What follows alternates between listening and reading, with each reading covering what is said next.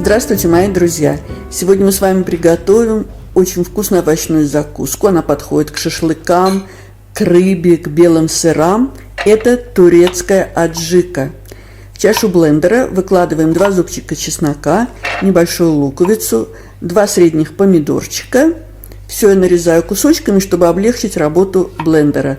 Пошаговый рецепт вы сможете прочитать в описании под видео. Также нам понадобится 2 небольших острых перчика. Я удаляю семечки, чтобы закуска была не очень острой. Если вы любите поострее, можете оставить семечки. Все нарезаем кусочками. Друзья мои, если вам нравится видео, ставьте лайк, это поможет продвижению видео. Его увидит большее количество зрителей. Небольшой красный болгарский перчик добавляем. Так как у меня большой, я беру только половинку перца. Все это мы выкладываем в чашу блендера, и нам нужно овощи измельчить. Измельченные овощи мы выкладываем на сито. Можно даже немножко отжать их, чтобы стекли излишки жидкости, чтобы закуска не была водянистой. А пока готовим заливку. 5 столовых ложек растительного масла, у меня оливковое масло. Также мы добавляем 2 столовые ложки гранатового соуса на шараб, столовую ложку, это 50 грамм томатной пасты.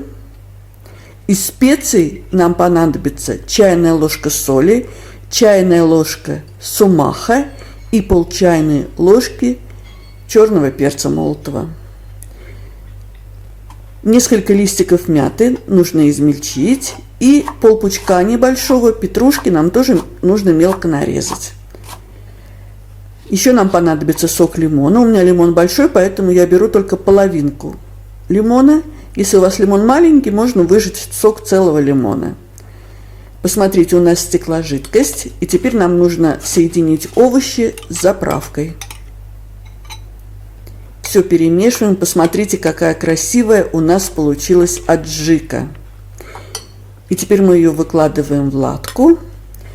Перед подачей можно и оливковым маслом сверху полить, и украсить мелко нарезанной зеленью петрушки. Посмотрите, какая она красивая и яркая. Ну что, будем пробовать. Я очень люблю с белыми сырами эту аджику, со свежим хлебом.